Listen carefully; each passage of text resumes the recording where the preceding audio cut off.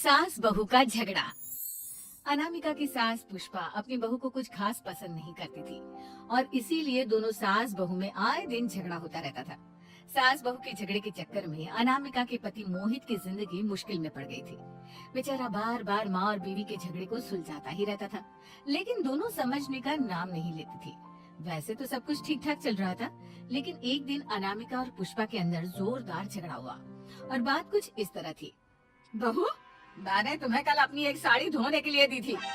हाँ मम्मी जी, वो साड़ी धोकर मैंने आपकी अलमारी में रख दी है। उसी की बात कर रही हूँ मैं। जरा देख तो, इस साड़ी को देखकर किसी भी तरह से लगता है ये धुली हुई है। अरे मम्मी जी, मैंने आपकी साड़ी वॉशिंग मशीन में अच्छे से धोकर सुखाकर आपकी अलमारी में तह बनाकर रखी थी। आपके तो नखरे खत्म ही नहीं होते। अरे कैसी बात कर रही है मुझसे? मेरे नखरे? अरे मोहित, जरा ये देख तो, ये साड़ी धुली हुई लग रही है क्या? अरे मम्मी, जब अनामिका कह रही है कि उसने साड़ी धोई थी तो मान लो ना। हर बात पर झगड़ा करना जरूरी है क्या? क्या है ना मोहित, तुम्हारी माँ को तो मेरे हर काम में नुस्ख निकालने की आदत पड़ गई है। जब तक दो चार खरी खोटी सुना नहीं लेती ना, इनका दिन नहीं निकलता। अरे चुप कर, बहू होकर मुझे जवाब देती हो। एक तो गंदे कपड़े उठाकर अलमारी में रख दिए, ऊपर से कैसे की तरह कचर कचर बोली जा रही हो। अरे मम्मी जी, आपको समझ में नहीं आता क्या? मैंने साड़ी धो कर रखी थी, तो फिर इतनी गंदी क्यों लग रही है? अब मुझे क्या पता मम्मी जी, आप इस पर इस तरह तेल और घी की चिकनाई के दाग लगाकर लाएंगी तो ये मेरी जिम्मेदारी थोड़ी ना है। अरे तो हाथ से धोना चाहिए था ना। मैं आपकी बहू हूँ, नौकरानी नहीं जो एक कपड़ा रगड़ रगड़ कर हाथ से धो दूंगी। आपको पहननी है तो पहनिए, नहीं तो रख दीजिए। तुझे तो मैं अच्छी तरह बताऊंगी, मुझे जवाब देती है। एक दिन सुबह के वक्त, अरे अनामिका, मेरी व्हाइट शर्ट कहाँ है? आज ऑफिस में बहुत बड़ा प्रेजेंटेशन है और मुझे वो व्हाइट शर्ट पहन कर जाना है। मुझे पता है, आपने मुझे 2 दिन पहले ही बता दिया था और आपकी शर्ट मैंने धोकर अच्छी तरह आयरन करके अलमारी में लगा दी है। जाइए वहाँ से ले लीजिए। अनामिका, ये तुमने क्या किया? ये देखो, शर्ट पर लिपस्टिक का दाग लगा हुआ है और ये तो एक जगह से जल भी गई है। नहीं नहीं मोहित, ऐसा नहीं हो सकता। मैंने तो तुम्हारी शर्ट ठीक से इस्त्री करके अलमारी में लगाई थी। तो फिर ये जल कैसे गई अपने आप? अलमारी में लटके लटके थोड़ी ना जल जाएगी। पर मोहित, मुझे अच्छी तरह याद है। देखो, अपनी गलती को छुपाने की कोशिश मत करो। और अगर शर्ट जल भी गई थी तो तुम्हें पहले बताना चाहिए था ना, मैं नई शर्ट लेकर आ जाता। अब ऐन वक्त पर शर्ट कहाँ से लेकर आऊँ?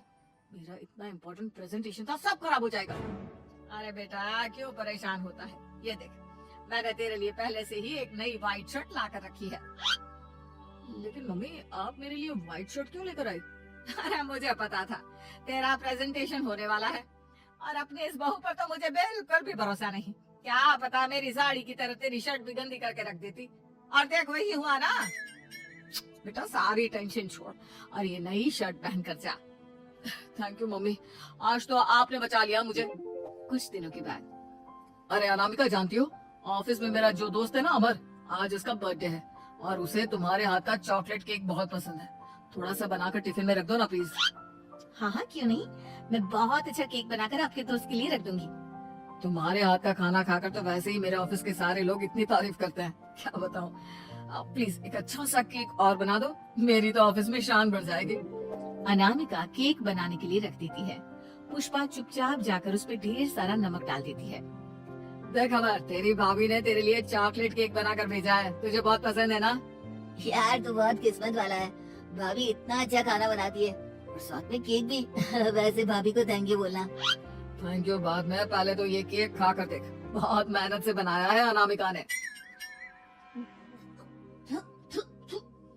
अरे यार, इस केक में तो बहुत सारा नमक है, लगता है भाभी ने शक्कर की जगह खूब सारा नमक डाल दिया है। अरे मोहित, तू तो अपनी बीवी की कुकिंग की बहुत तारीफ करता फिरता है, जरा पूछना अपनी बीवी से केक में नमक कब से डलने लग गया। क्या यार, तुझे भी मेरा ही जन्मदिन मिला था बिगाड़ने के लिए? केक नहीं लाना था तो मत लाता, कम से कम मुझे इस तरह नमक वाला केक तो नहीं खिलाता। अरे नहीं यार, अनामिका ऐसा नहीं कर सकती, जरूर कुछ गड़बड़ हुई होगी। घर जाने के बाद, अनामिका, अगर तुम्हारा केक बनाने का मन नहीं था तो ना बनाती, लेकिन मेरी बेइज्जती करवाने की क्या जरूरत थी? अरे आपकी बेइज्जती, ये आप क्या कह रहे हैं? मैंने तो सुबह आपको इतने अच्छे तरीके से केक बना कर दिया था हाँ, लेकिन उसमें इतना सारा नमक डाल दिया था कि आज ऑफिस में मेरा अच्छा खासा मजाक बना है। मेरे सारे दोस्त हंस रहे थे मुझ पर। अरे बेटा, मैंने तो तुझे पहले ही समझाने की कोशिश की थी।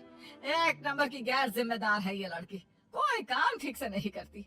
उस दिन भी गंदी साड़ी रखती थी मेरी अलमारी में और झूठ बोल रही थी। कुछ दिनों के बाद अनामिका देखो, मैंने अपना लैपटॉप चार्जिंग पर लगाया है, उसे अच्छी तरह चार्ज होने देना। मेरी एक अर्जेंट मीटिंग है, प्लीज बीच में से हटाना मत। हाँ हाँ ठीक है, मैं नहीं हटाऊंगी। पुष्पा चुपचाप से जाकर चार्जिंग का बटन बंद कर देती है। थोड़ी देर बाद अरे ये लैपटॉप चार्ज क्यों नहीं हुआ? और ये बटन किसने ऑफ कर दिया? अनामिका इधर आओ। क्या हुआ, क्यों चिल्ला रहे इतना? अनामिका, मैंने तुमसे कहा था ना, मेरा लैपटॉप चार्जिंग पर लगा हुआ है, मेरी अर्जेंट मीटिंग है। तुमने इसका स्विच ऑफ क्यों कर दिया? अरे मैंने ऐसा कुछ नहीं किया, मैं क्यों स्विच ऑफ करूंगी? कुछ दिनों से देख रहा हूँ अनामिका, तुम मेरा हर काम बिगाड़ देती हो। देखो ये अच्छी आदत नहीं। कम से कम तुम्हें इस बात का तो ध्यान रखना चाहिए था कि मेरी कितनी इम्पोर्टेंट मीटिंग थी। अब क्या करूंगा मैं? आई एम सॉरी मोहित, लेकिन सच में मैंने जानबूझकर कुछ नहीं किया। अगर जानबूझकर नहीं किया तो क्या सब कुछ अपने आप हो जाता है? कभी मेरी शर्ट जल जाती है, कभी केक में नमक डल जाता है। आप मेरी बात क्यों नहीं सुनते? मैंने जानबूझकर कुछ नहीं किया। फिर से वही बात। अरे कितनी बार तुम्हें समझा चुका हूँ, इस तरह मेरा काम बार बार मत बिगाड़ा करो। तुम जानती हो मुझे कितनी प्रॉब्लम होती है। ऑफिस में तो पहले ही बेइज्जती करा चुकी हूँ, और अब ये मीटिंग, ये भी मेरे हाथ से निकल गई। अनामिका की समझ में कुछ नहीं आता कि आखिर उसके साथ ये सब क्या हो रहा था और क्यों हो रहा था। फिर कुछ दिनों के बाद मोहित अपने ऑफिस से कुछ फाइल लेकर घर आता है। अनामिका, ये कुछ फाइलें हैं, इन्हें संभाल कर रख दो। और प्लीज इस बार ध्यान से, कोई गड़बड़ी नहीं होनी चाहिए। नहीं मोहित, कोई गड़बड़ी नहीं होगी।